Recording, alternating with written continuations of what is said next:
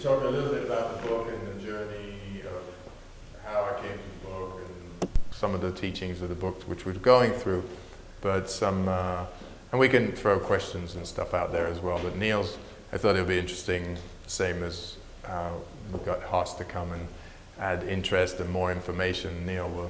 Neil's been writing with me for about 2 years and been on India trips with me for 2 months, which is the next book I'm going to write, and it's more of an exploration of how we went there and we did spiritual practices in the temples and a lot of comedy and a lot of different things. So he knows this path pretty well. So I thought if he asked me some questions, and I said to him, just ask whatever you want and what you think the people will be interested in and all that. And then I'm not sure what he's going to ask, but yeah. So we'll see how we get on. We shall. Uh-oh. I got a feeling he's holding some anger towards my other comments. Oh my God. I forgot about this section. I take it back. General idea that we talked about was that all of these things, it's nice that they're 5,000 years old, but the yogis who were sitting in meditation for 12 hours a day probably weren't thinking about the stress and anxiety of living an Ayurvedic and yogic lifestyle with a full-time job and commute and kids, like the whole thing that we all do here in the West. So I thought we would talk about, like, ask questions guided towards specifically living this way in the 21st century, which is more than just keeping your agenda on an iPad, as it turns out.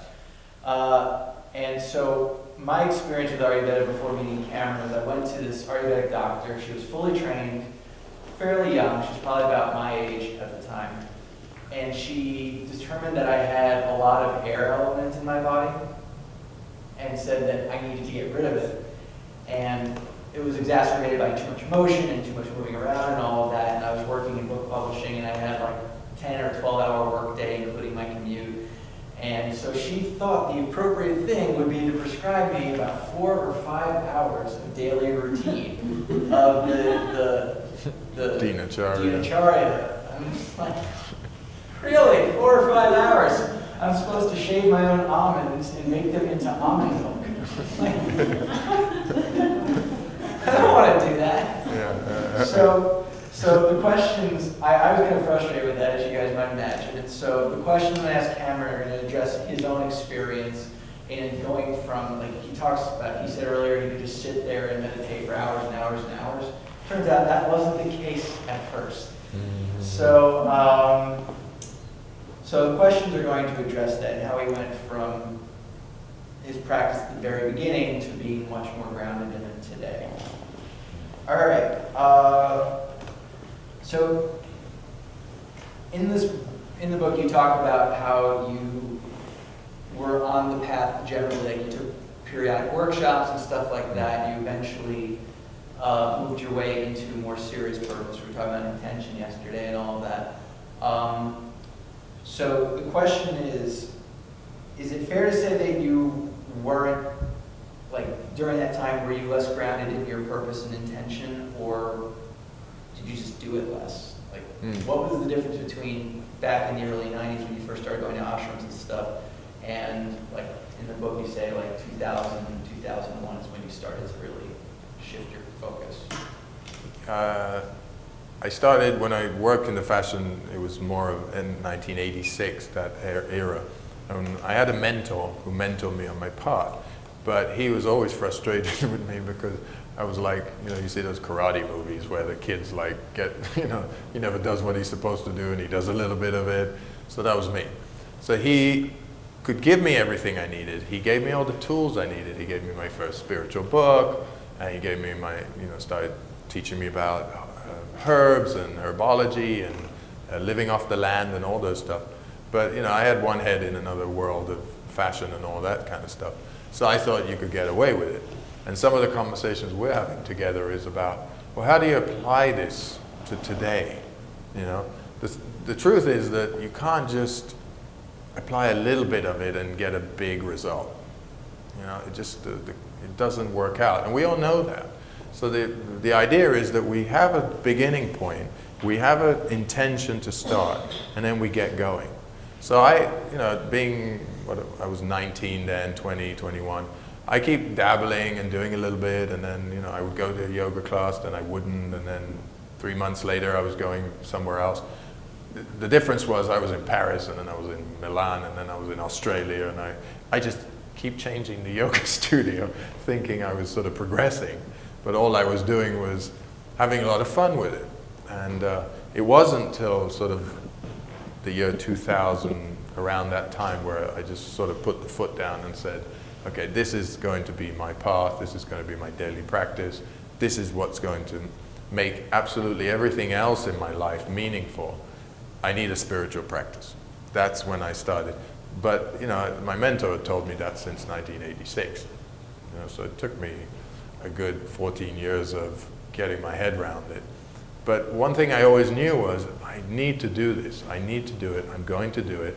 I know I'm going to go train. You know, I had this notion in my head at some point I'll go to India, and then I never did during my fashion days. And I thought, oh, well, I'm never going to get there, or I am. And then I thought, well, why do I need to go to India? You don't need to go there to be spiritual. I can do it here, kind of thing. So it was getting rid of all these false notions that I had. Because our mind, you know, like my mentor, my guru taught me, is the mind is full of all kinds of false notions, false numbers, false truths, all of, you know, whatever is false. There's some truth in there as well. But it keeps holding on to things and making it mine, kind of thing. So we think we own all these ideas, so we end up protecting them. And we're scared that somebody else comes along and says, hey, you know, hey, that's not right. And you say, hey, yeah, but it's mine. And no, it is right, and you protect it. So here we don't really want to protect the truth, you know. Like you asked me a question about the nail. I started looking at it, in that moment the mind said, you better make something up because you're the master. You know? It's that kind of thing. The mind will bring that stuff in. And just breathing through it, I look at nails and I said, you know what, I'm not sure. I haven't said that for a while. I do know the three of them, but I've forgotten the order. So instead of telling you a half truth and getting maybe one of them right, I said, you know what, I'll tell you later. I have to look it up. So it's okay. It's okay to say, hey, I don't know. Because I do know, or I just forgotten, it's okay. You know, so it's bringing the mind into that mindset of, it's actually all okay. You know, removing the goods and the bads and all that kind of notion you have, that false notion. So that's all I did.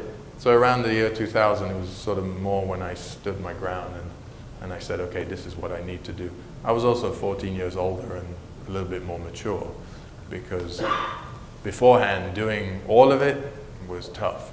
But yeah, pick something is doable. Like yesterday I spoke about the thing you want to change and the thing you want to get stronger in. You know, keep that in mind. You know, I'd like to go through that at the end, in the last session tomorrow, is ask you, you know, have you made some headway with that? Have you, do you know what it is? And those two things, do you think you now have the right tools, you know, to move beyond one of them and make the other one stronger? You know, because this has to have value to you. Coming here and listening to nice words and doing practices and listening and laughing, it's all great. It's part of how we communicate. But going away and taking a teaching and applying it, that's when I grew in my practice, because those 14 years where I sort of did the practice, it was kind of, I got some things out of it. It was kind of fun. But when I started doing it every day and I committed to it, that's when everything in life fell into place, kind of thing. So I still have difficulties, I still have conflicts, I have all these different things everybody else has. All I do is look at it from a different point of view and say, oh, okay, I'll deal with it. Instead of, oh my God, you know. So. Well, later in the book you tell the story of a friend of yours, a concert promoter friend, who's constantly trying to draw you out of your new intentions, your new lifestyle and all of that. And so he's a bad friend.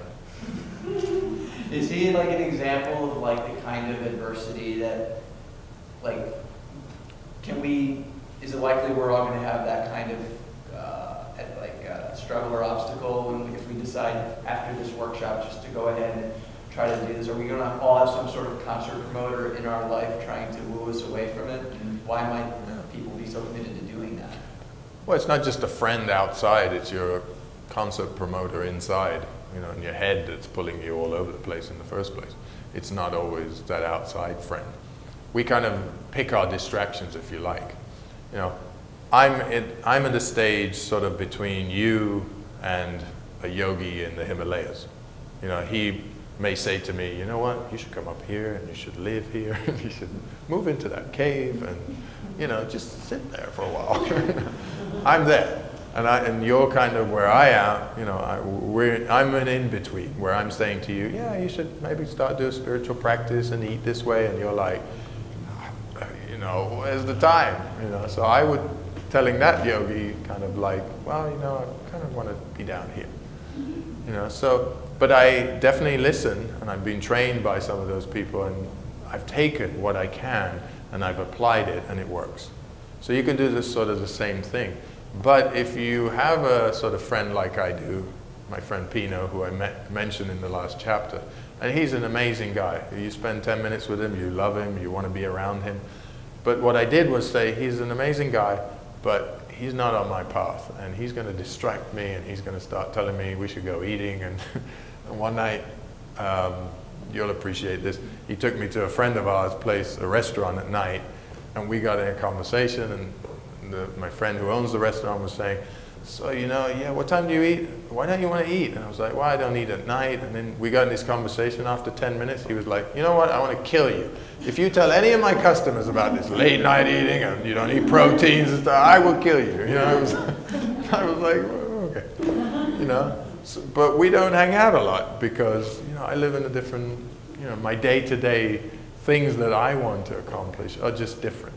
So I don't hang out at night a lot, and I live a different style. So it doesn't mean we can't mix and be together. It's just whatever you want to accomplish, you're going to have to make that little word of sacrifice. But once you've accomplished it, you'll realize there was never a sacrifice. That's the nice thing about the word sacrifice. It only exists if you think it exists, right? You are the controller of the word sacrifice. It doesn't actually exist. So once you decide, and once you conquer, and once you move past, you go back and you realize, oh, I was actually sacrificing my health. I wasn't sacrificing anything else. So sacrificing my health isn't, you know, is not a positive thing in that sense. Does that mean that we're going to have to, like, if we're going to go on this path and our family or our closest friends that we've had for 20 years aren't into it, does that mean we have to give up all of our relationships? Yeah. Yeah. Of course. Well, it means there's this loving editing going on in the world. You know, I have beautiful friends that I really like, and, you know, sometimes I mention, you know, some friends of mine in different parts of the world, and it's genuinely beautiful people, but I know that they're distracted in different ways, and they'll want to distract me. So I know that if I go in their vicinity, it's going to be, hey, let's do this, let's go that, and then suddenly, we're gone, you know. So I have to be prepared for that. And I just don't want to be uprooted from peace and, you know, this kind of continuity in my life. You know, and all the Buddhists and the Dalai Lama, all these kind of people always say, don't give up your peace. If you have that peaceful moment, you know, don't break it. Go with it for as long as you can, because there's nothing like it. There's nothing like being content, you know. So if you reach that point, the loving thing to do is not be a pain in, you know, I don't want to go to my friend's restaurant and tell him all these things again, because, you know, it wasn't what he wanted to listen to. So why would I disturb him, and why would I want him to disturb me? So now I go to Spain, I just have lunch there, you know. So we worked out a happy meeting. So here we are, thousands of years after these traditions were set in place, and we have TV, we have our computers, and we have the jobs, and we have family obligations, and we have all of these things. So I imagine more than one of us would like to get some sort of basic tips or ideas or ways of warming ourselves up to this lifestyle without having to give everything, give all of that. Like, how do we manage all these distractions and also start to nudge ourselves into a healthier path? If you think of it as, if you think of your things as distractions, you put them in a box and say, this is what I'm distracted with. Now, what am I willing to give up, or at least start working to get away from? So you can't do that really with your partner, and you can't do that with your children, although children is optional. You know, you can get rid of them. You know, there's certain things which are set. Now, there's a whole parameter of other things that are not set that you distract yourself with every week, let's say. If you could start working on one or two of those kind of things, it's doable. Then it has to become important to you. You know, it doesn't mean that you have to jump to where I am. It doesn't mean that I have to jump to where those guys are. It just means that something has to become important enough for you. And health should always be important. You know, spirituality should always be important. The ecology should always be important. So you learn these things like now to pass them on to other people. So all I did was say, okay, it's important to me. And then it took over my life. And the other thing I didn't do was say, well, you know, now I'm working in the fashion business, now I'm doing this, now I'm doing that, people are flying me around and I don't have time. What I said was, I'm just not making use of my time in the same way as I am now. So all I did was my intention, and everything was to start and stick with it, and no matter how difficult it was, to go through it. So if I hung around certain friends who were like smoking joints and hanging out and all the rest of it, would have made it harder, because they would have gone, yeah, let's just go out, forget it, what is this stuff you're doing, you know? So all I did was edit things, and it worked out. Instead of seeing them every other day, I saw them once a week. It's fine.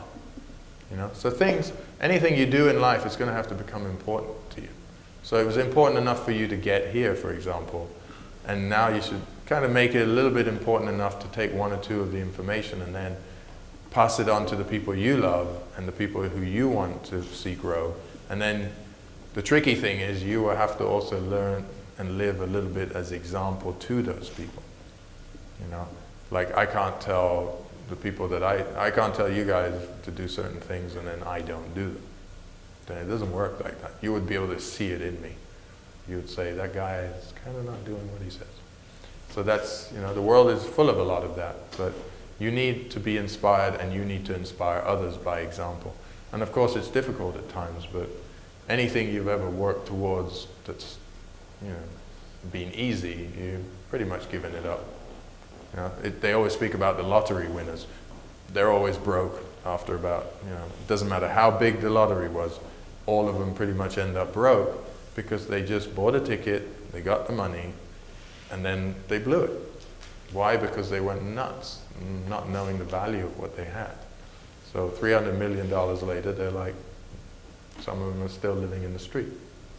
And they've done tests of, you know, with people, giving a homeless guy in this documentary $100,000, and he picked the number that 100,000 was good, and he's back living in the street because he got it too, he didn't never work for it.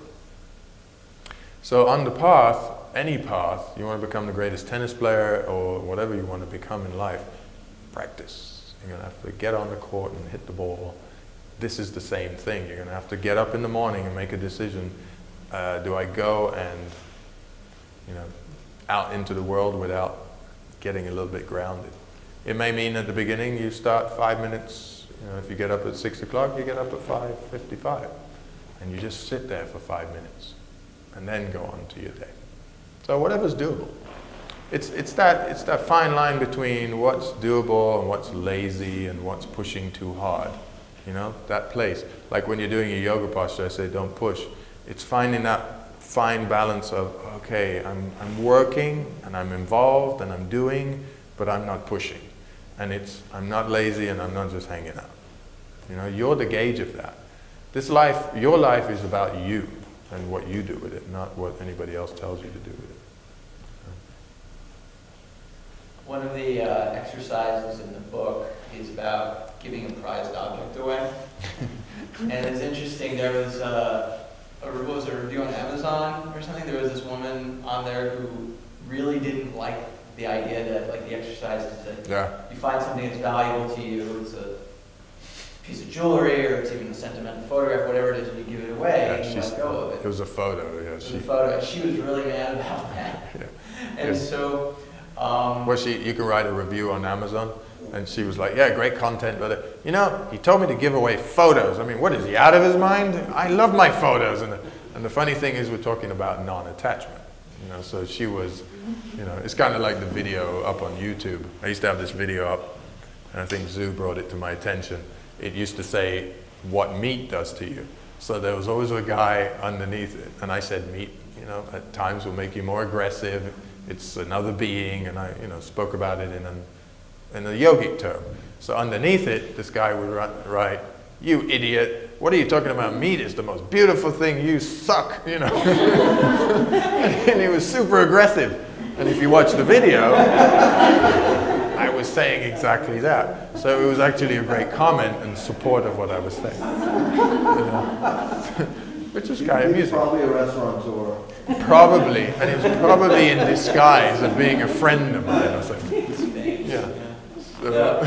So whether people have these controversial reactions or not, like in that more dramatic kind of anonymous on the internet sort of way, I'm sure a case could be made that a practice like that could be perceived like we love our stuff today. Yeah, sure. So what is ultimate, and this relates to the lottery thing you were just talking about, suddenly you have $300 million and yet you're not any happier. What is the significance of having stuff or having all this money as it relates to the path? Like, what does having that stuff do to us?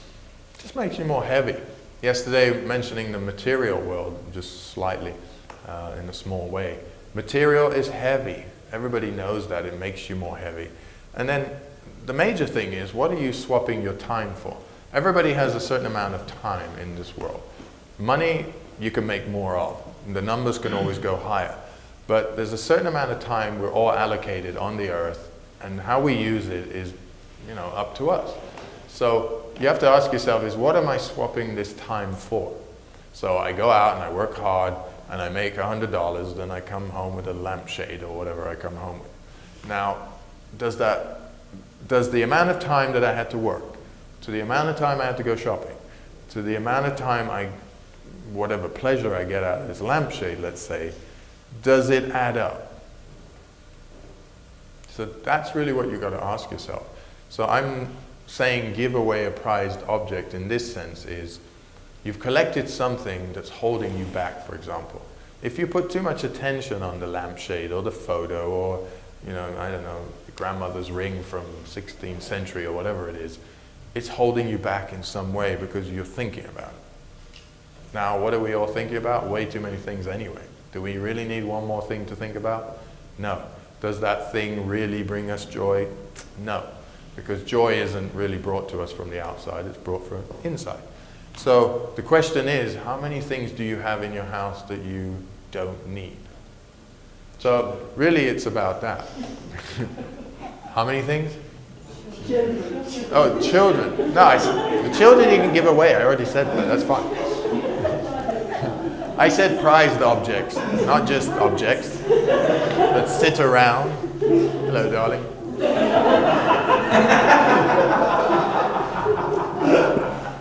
I'm so busted for that later. Yeah, it's okay. In our house, like your house, we know who rules. Yes. It's definitely not the over 20s. It's the under 20s. So it wasn't like this lady who got upset on Amazon. It wasn't give everything away. But the truth is, as you keep giving away slowly, things, first you realize, I don't need them, I never did need them, and the lightness that you feel. You know, anybody who's moved home always knows that lightness. You know, you move, you get rid of a whole bunch of stuff, and then you go into a new house. What's great about it is you're not clogged up with all the old stuff. Now, if you brought all your old stuff and you moved into a smaller place, you're in trouble, but it's more about, you know, just give it away. It feels really good. You know, it really does feel good. Movie Up, yeah, yeah. People have written about it. People have experienced it. Always write about it. That's the thing. You know, the people who don't experience it don't have anything to say about it. But it is truly make your house, you know, a little bit emptier. You'll suddenly feel my mind is emptier, and hey, I have less things to worry about. It's just one of those things. You know, the more you collect, then you got to look after it. So in the book, I mean, that was the least I could think about when Neil and I, he was helping with the book. I was thinking, what is it? Because I don't have any furniture in the house at the time, and that was like Zuzu came around, and I had to get some furniture because she demanded it. But before that, we only had a table and the computer on top of it. And there was no furniture in the house, the way I like to live, and I sleep on the floor. And actually, one day she came home, and we were all sitting on the floor with no furniture, and a friend of hers was coming to stop by. And she came frantically into the dining room and went, you guys are weird. Get up. Stop acting normal. Get up. Put some clothes on. I mean, it was like, we have clothes on. We're sitting on the floor and we're normal. What's going on? Yeah, never mind. I'll go meet him outside in the car. She was gone.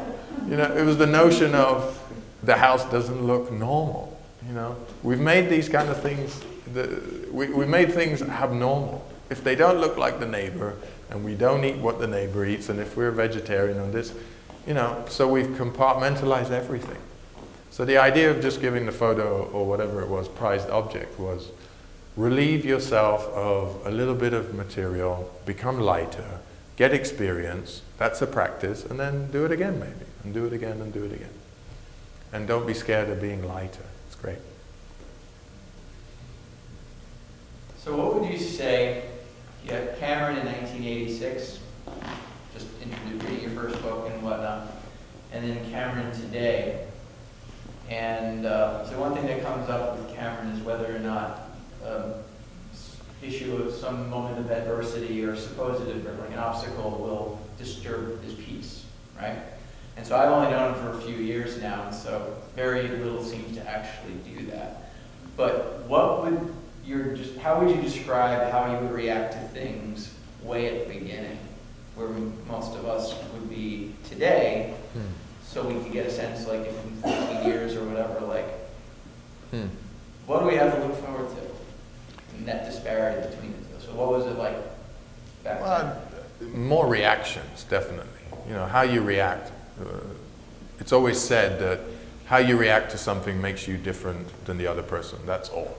So you hear the same thing, you may taste the same thing, you may look at the same thing. What's the difference?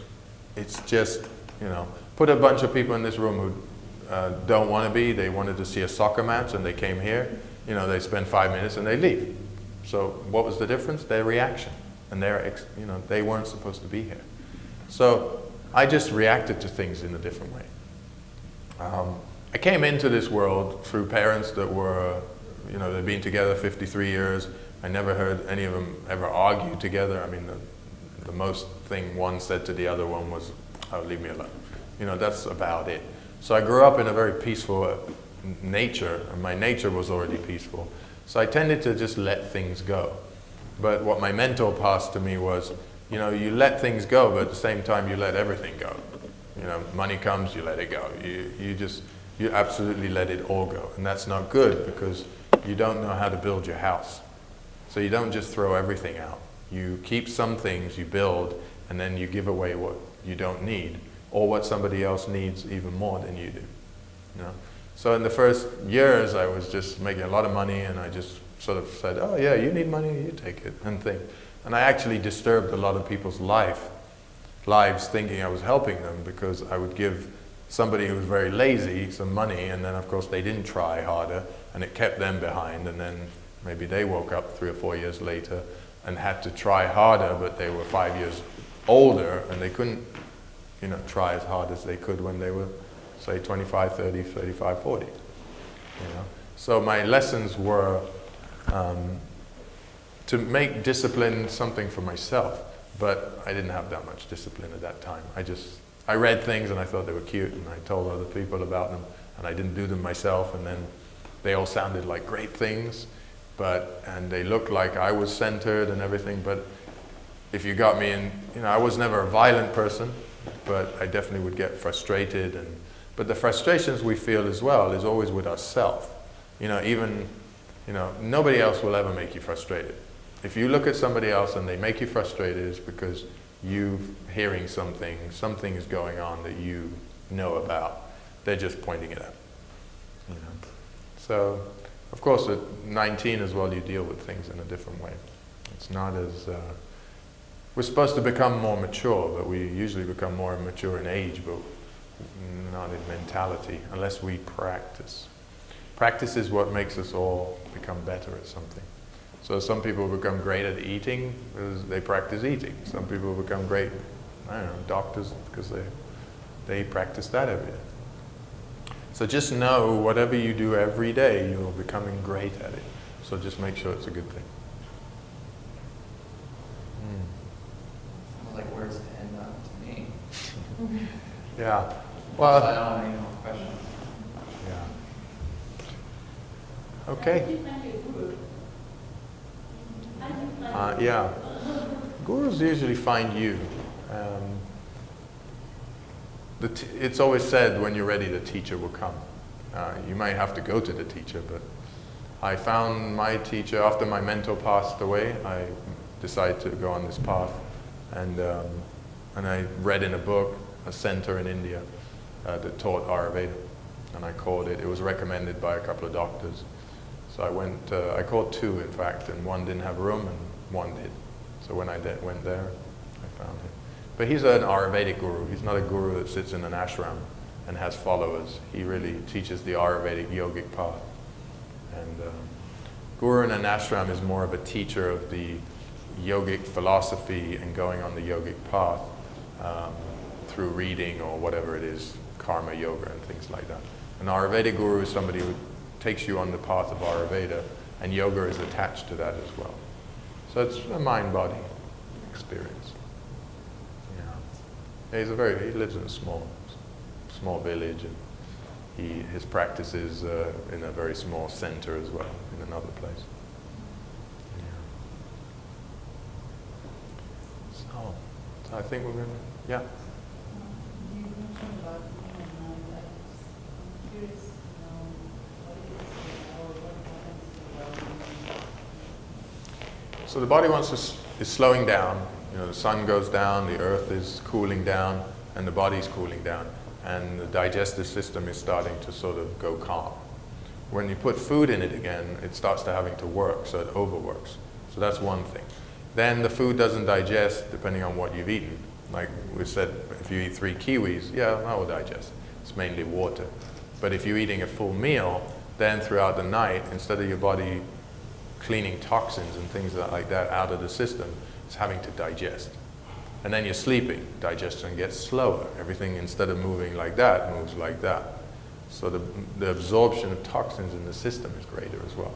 Then you wake up in the morning more groggy and stiff because now you've got partly digested food and undigested food.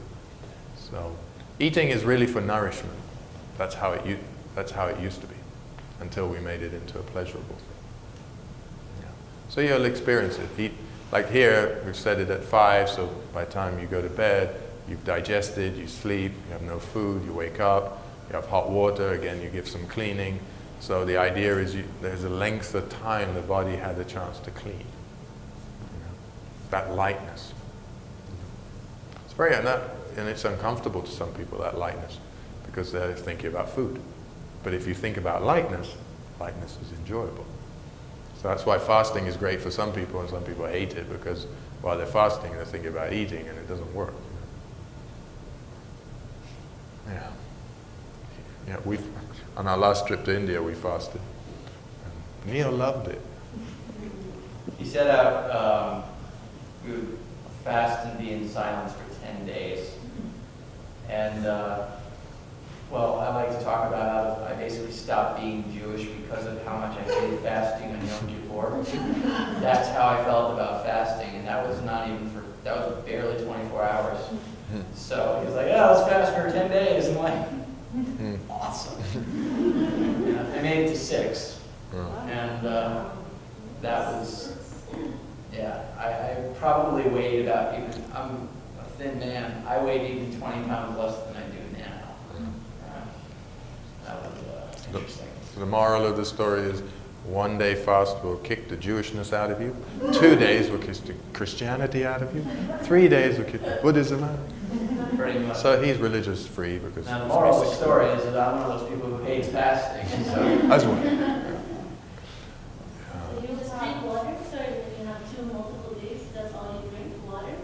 Yeah, generally, yeah. I was taking a little bit of hot milk as well.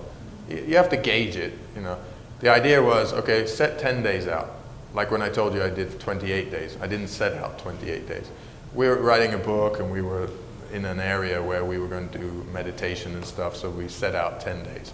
But then go to the point where you've done. Don't force yourself, because fasting isn't something to be played with.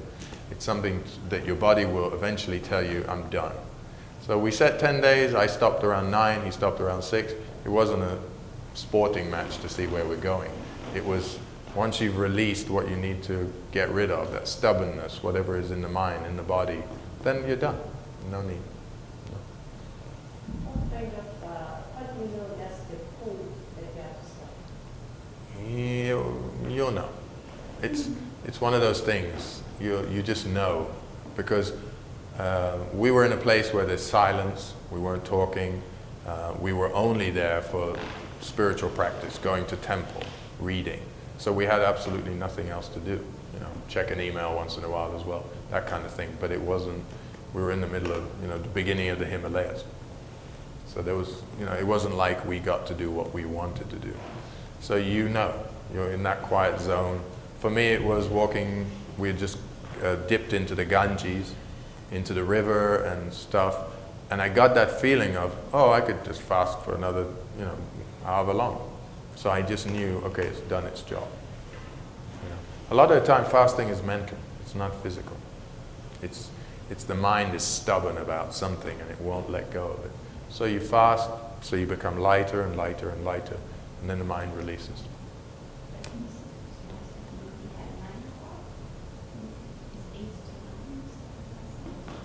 Oh no, days we're talking about. Days, 9 days. Yeah, I think I stopped after 9 days or something. Yeah. It wasn't, oh, I'm going to stop now because this is really difficult. It's more like, okay, I'm getting stronger. I'm done. Yeah. Yes. How do you prepare your body for fasting? Because Prepare. they say that once you, some people say that if you are going to fast, your body goes into starvation mode, and then it wants to, and then it makes you bloated. Fasting is different than, you know, going into anorexia or something like that. There's this notion of we feed on our body. An anorexic is somebody who thinks they're too thin, so they stop eating and they continue to starve their whole body, so the system collapses. That's different than fasting. Fasting is you're healthy, you need to clean the body. It's really an attitude difference. That's really what it is. It's more of a problem if you're looking at yourself in the mirror and saying, I'm too thin, I need to get thinner, and you're already thin. Now you're eating yourself from inside in a way. The whole system, you know, you're taking away nutrition when it needs nutrition. Rather than, okay, I have something in my head, I need to move it, I'm in control of this body, I'm just going to dictate to this body when it eats next. That's a totally different thing. So you're not doing it for vanity reasons, you're not doing it for weight loss reasons. The reason is shifting energy. It's completely different. You know, animal, if you see a dog, you know, it got something wrong with its stomach or whatever, it goes sits in the corner, it's quiet, it cleans itself and it doesn't eat. You know, it's fasting. So it's, nature knows, we know. You got something wrong in your stomach, don't eat, let it go. Just same follow-up in the line of what she was saying, so you don't recommend that some people have deficiency of iron. Don't fast, or should you kind of build up some nutrients within your system before you go on that? The difference, again, in fasting, say when we were fasting, he hadn't fasted before, or he did that one time. So he had a lot of resistance because he loves food and he wanted to eat. And we were in India and the foods were great. And so he was showing resistance to eating because he was thinking about eating at times, right?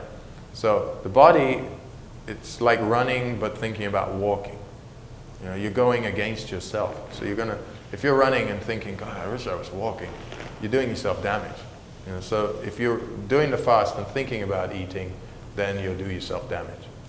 So if you're deficient in iron and all these kind of things, again, in Ayurveda, we don't have all these deficiencies in this and that. We just, like we did in diagnosis, we just look at the body, the color and everything and say, okay, I need a little bit more, my body's dry, so I need to lubricate the body. The body's too lubricated, I need to dry it. You know, we go against the opposites. So in this case, we don't need to build the body up in one so-called vitamin and then fast. No.